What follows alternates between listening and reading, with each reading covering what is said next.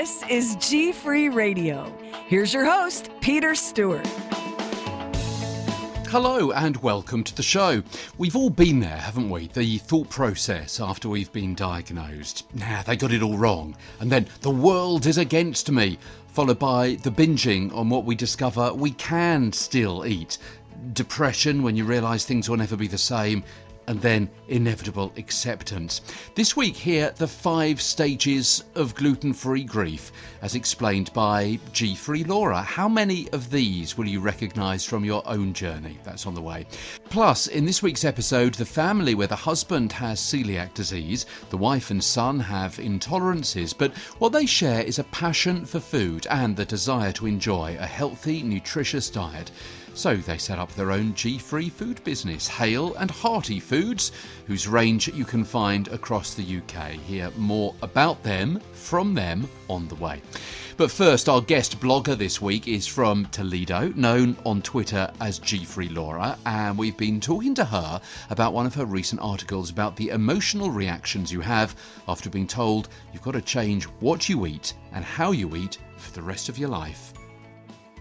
My mom was diagnosed with celiac disease in 2008, and then as it goes, I was told to get tested for celiac disease, and my blood test came back negative, so I was happy to continue to eat gluten at the time, but my symptoms were continually worsening, so about a year after that point, I went gluten-free after doing a trial diet.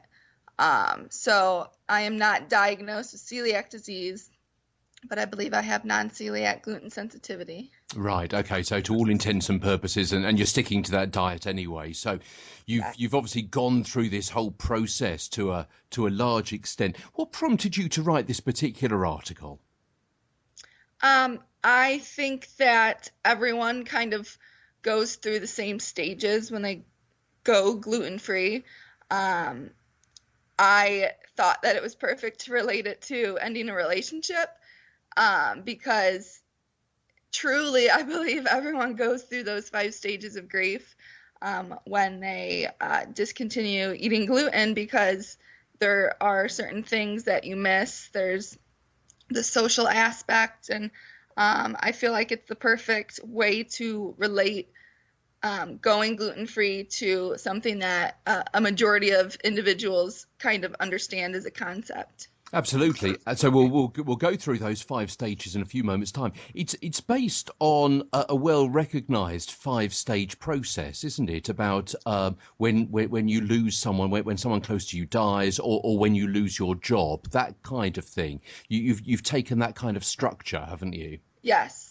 Okay, so let's go through the 5 stages. So we'll start off. I was just reading this again a little bit earlier, and I thought, yeah, I remember that. So let's look at first of all stage 1 and denial. So that's when you kind of say to yourself, or indeed everyone around you, no, misdiagnosis. It wasn't me. They've got the test results mixed up or something.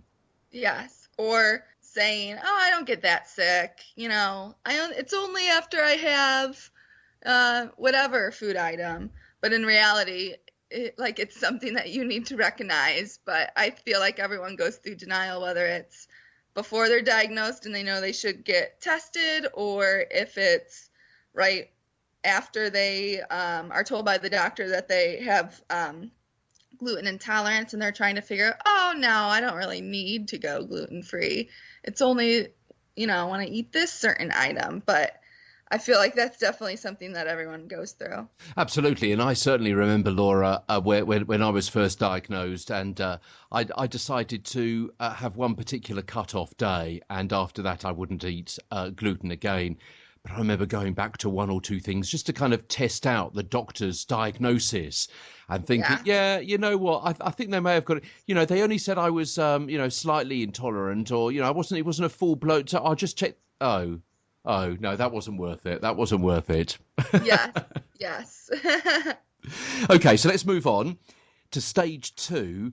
And boy, oh boy, the anger stage. Yes. Definitely something that some people are angry about. There were many a nights when my roommates in college would be having pizza night, or they would be eating all the same item, and I was just so angry about the fact that I couldn't do that anymore. And also angry that you just won't get used to it. I still get angry, you know, when I go to a restaurant and there's nothing that I can eat and everyone else is sitting around tucking into their pizza or whatever. I remember actually being in the US a few years ago, and they had some rice dishes and they had some pasta dishes, and I said, can't you please can I have your pasta dish but with the rice? And they said, no, you can't. No, you can't. And that just made me so angry, out of all proportion. But then you're there to socialise, aren't you? You're there with friends and just sitting there. Another one is when that bread basket comes round, of course. When you've already said that, no, I need the gluten-free diet, I need the gluten-free menu, please. And then they offer you bread. And you just think, yeah, did that go in at all? Did that register? Has that message got to the kitchen? Yeah. Yeah, there's been several times when I've been out and I'll go out to eat with my mom, who's also gluten-free, and we'll tell them, you know, we're gluten-free, this and this and this, but they still bring out the bread basket, and it's like, no, thank you. Yeah, hello. And then it's like, if you're bringing out the bread basket, is what you told me earlier true? You know, can't you put these two things together in your head? Absolutely. But essentially, this is stage 2, isn't it? So just to repeat, so first of all, well, it's nothing to do with me. No, you got the denial is stage 1. So stage 2 is that initial anger, isn't it? And also you're thinking at that stage, boy, but me personally, I never did get to taste a Krispy Kreme donut. I have no idea. Yeah, so to be quite honest, I'm not angry about that. I'm a little... No, you shouldn't be. You know, there are bigger things to cope with, aren't there, to be quite honest. But it's that kind of thing, isn't it? I never got to eat that. I'll never get to eat this kind of thing again. So that's number 2. And then stage 3 then, bargaining. I'm entitled to this insert favourite food here because it's gluten-free. What did you write about this in your article? I literally would eat copious amounts of certain things that I knew were gluten-free after I went gluten-free. So I would eat obscene amounts of French fries because I'm like, well, this is something that I can eat, so I'm going to eat it. So I'm going to treat myself. Yes, I'm going to go overboard on this. And it wasn't just once in a while. It was like a regular occasion after that. So the binges is when you kind of bargain with yourself. Well, I couldn't eat at lunch today at work when everyone else had the cookies and the treats at the work, luncheon. So I'm going to binge on French fries tonight. So that's kind of what I did very often during this stage. So it's a kind of double treat for yourself, isn't it? To kind of make up for everything that you couldn't have previously. Now I have found something I can eat. Boy, oh boy, I'm going to binge on this and get my money's worth and kind of... that doesn't really work, does it? That's the trouble. Because afterwards, I guess you get that guilt complex. I know I certainly did when you realise, that kind of middle-aged spread is coming a little earlier than it should, and I can't really pass this off just as a beer belly anymore. Boy, oh boy, you're putting on the pounds. Yes, yeah, I definitely gained a couple pounds during this stage, that's for sure. And we'll continue with stages 4 and 5 in the 5 stages of grief as outlined in our conversation with GFree Laura from Toledo in a few moments' time. First of all, let's leave London. Let's scoot up the motorway to Liverpool, where we were recently at a huge food fair, and we caught up with the Hale and Hearty Foods family and heard all about their fantastic range of foods, some snacks, and also an intriguing range of pasta as well. Hi, we're Hale and Hearty Foods, and we're a gluten-free food business that essentially uses very healthy, wholesome products and gluten-free. We have a wide range of products, nearly 26 products, which are available in most of the major supermarkets and also in a lot of health food shops and delis. 90% of products are organic, all are vegetarian, vegan, dairy-free. And we've won over 16 Great Taste Awards, which we're very proud of. a lot of them outside of gluten-free categories. Well, that sounds fantastic. Now, looking at your display here, which is a pretty good display, you've got the various kind of pastas and cakes and biscuits and so on. Talk me through some of those ranges, because even your pasta, you've got a whole different range here within that category, haven't you? Yes, we do. Our pasta range, for example, we have a range of 4. Each one of the products are differentiated not only in shape, but each one by using different wholesome ingredients. So, for example, in the pasta range, we would have a brown rice penne. We would have another one which is rice and quinoa. A third one which would be corn and rice, and then buckwheat corn and rice. So we really try to use a sort of variety of wholesome grains. And presumably these are giving a different consistency and also slightly different flavour to the pasta. They are, yes. I mean, we really believe in the sort of health credentials of gluten-free, and at the very sort of core premise of our brand is that gluten-free should be good for you. So it's not just about what we've taken out, but about sort of wholesome natural ingredients. So while we're a gluten-free brand, we like to see ourselves also as a health brand. Okay, and also we must talk about, actually, I often have these, I can't have too many because I could become addicted, but I often have these in my lunchbox, and that is the date and chocolate flapjacks. Well, they're about a year old. They're available in 3 of the major retailers and have great success. You should look out for them because shortly they'll be available in single packs. Right, so you'll be able to take one to work with you. And what is good is that they are individually wrapped. So when you open up a packet, you don't have to eat the whole lot. Absolutely. That's right. Yeah, especially if you are the only celiac in the family. Yeah. And also the chocolate fingers. Yes, that's something new which we've launched at the shows. We've had great feedback, and what we've done is we've put them in a snack pack of 5. So a lot of things, people with celiacs, difficulty is when you're on the go. So you can pop that in your handbag or your lunchbox, take it with you. And we had some good feedback on the taste. And we're battling a little bit against the ladies who are doing a recipe display or a cooking display over at Sainsbury's, which is where I buy your products, at my local store there. You've also got the various mixes and so on. Talk us through your range there. That's a sort of core range we've got of sort of dry baking mixes, which are very popular with people with multiple allergies because they tick a lot of allergen boxes besides the gluten-free, so they can all be made egg-free, dairy-free, and they have a loyal following. And then on top of that, we have our sweet snacking. We have a wide range of cereals as well. How important is it for you to be at a show like this, especially when actually your name is already out there? You know, I think awareness is always important. I come from a PR and media background, so I sort of see the benefits of it. And particularly being here at Liverpool rather than London, I really think we're capturing reaching out to different people. And presumably you've always got to keep plugging away and keeping your brand front of mind of people, haven't you? Yes, I mean, I think if you're engaged with people as a brand, then people also come to you, and it becomes something that works sort of 2 ways rather than selling them a sort of message. So no, it's been really great to be in Liverpool. So where do you go from here? Do you have brand extensions, or are you looking at going into different markets or supermarkets? How does that work? What's your long-term aim? We have quite wide distribution already, so I think we'll always look at sort of innovative new products to bring on the range and look to expand our distribution. Okay, where can people find you at the moment? So at the moment people can find us in Waitrose, Tesco's, Tesco Express, Asda, all the major sort of health food shops like Whole Foods, Planet Organic. Our entire range is available on Ocado. Hale and Hearty Foods. Now, let's go back to GFree Laura. We're talking about the 5 stages of grief, and earlier on we heard about stages 1, 2 and 3. So stage 4 is depression, when you realise that you're never going to be eating the same food in the same way and have the same taste and the same texture ever again.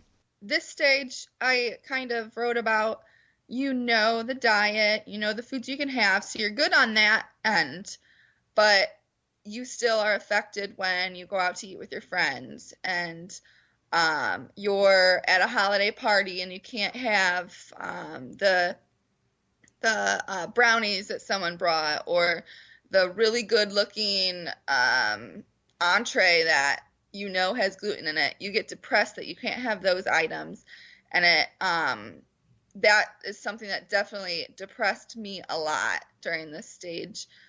When I was in college, it was just the simple fact of going and being a social, college student. I was in a lot of situations where I would become depressed because I couldn't partake in the same social eating habits as everyone else. Absolutely, that is understandable. I'll give you a really classic example from me from the day job a couple of months ago. We had the head honcho, the big boss of the whole organisation, coming to see our little outpost. And sandwiches were provided, and crisps or chips, as you would say, were provided, and cake was provided for everybody. And everyone stood around with paper plates after the main meeting and conversed with him and told him how wonderful this particular office and building was, apart from me. Because, of course, nothing had been provided for me. So my choice was what? Stand in a group of people for an hour, all of whom were eating, and look like a dog, a bit of an outcast, a Billy No Mates. Yeah. Or go and busy myself somewhere else in the building, which is what I decided to do, rightly or wrongly.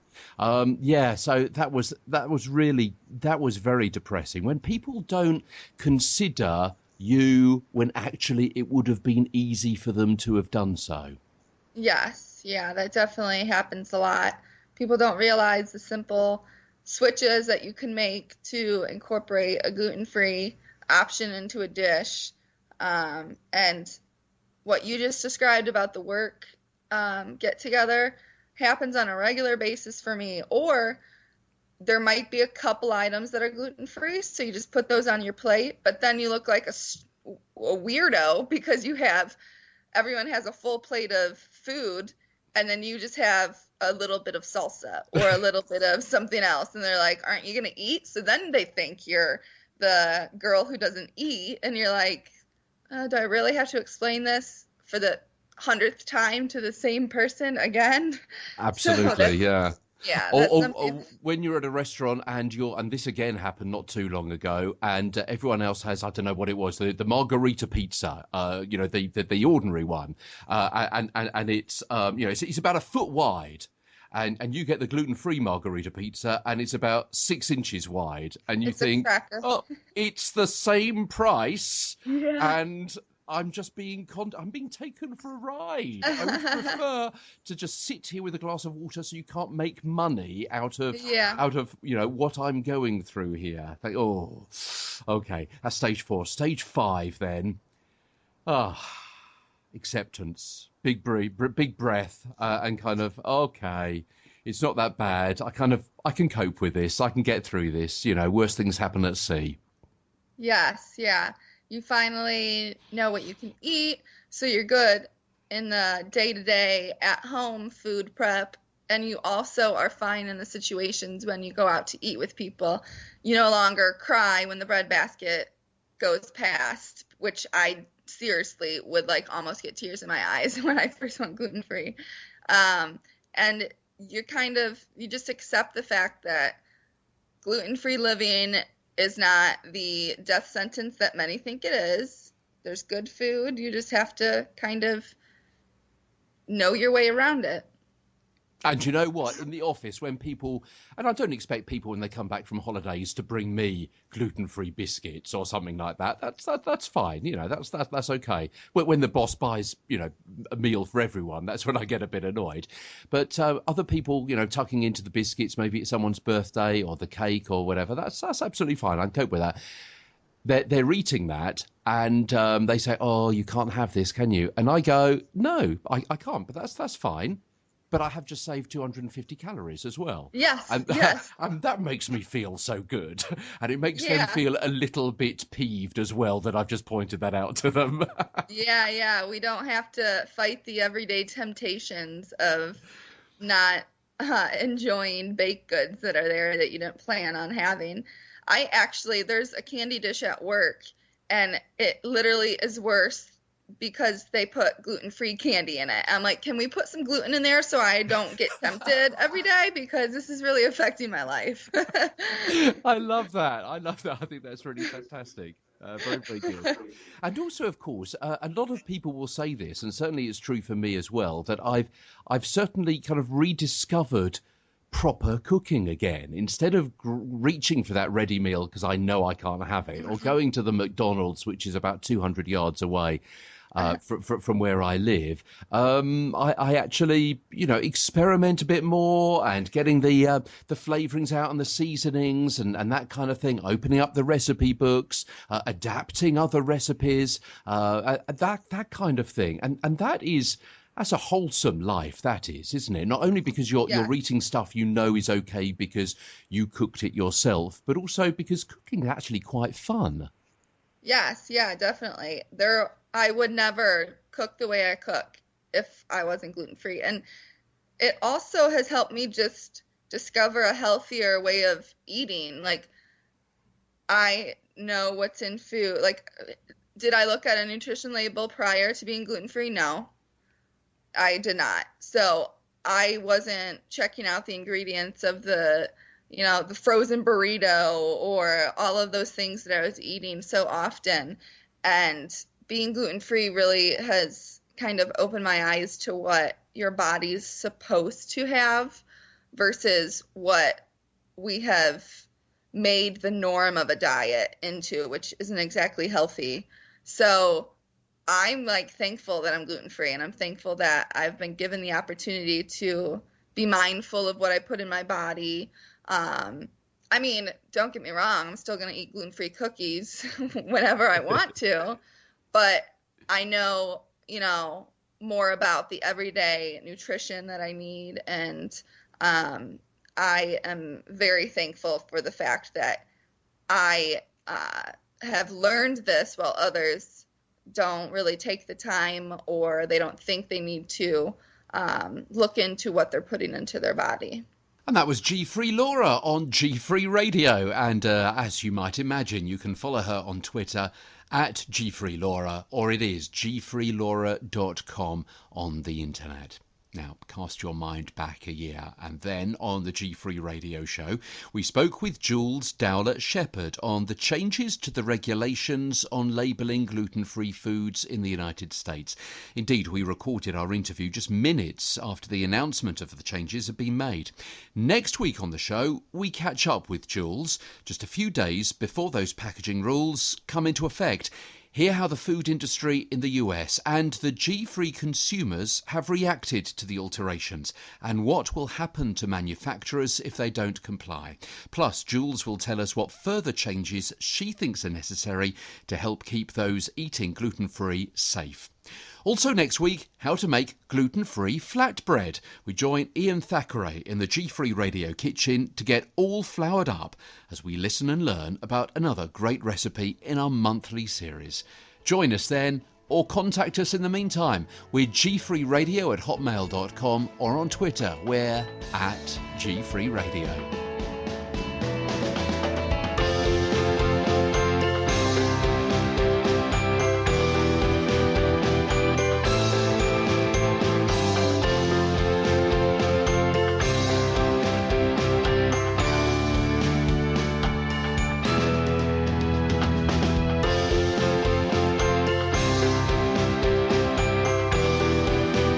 And that was the GFree Radio Show with Peter Stewart. And you. Thanks for listening. And remember, until next time, be good, be healthy, and be G-free.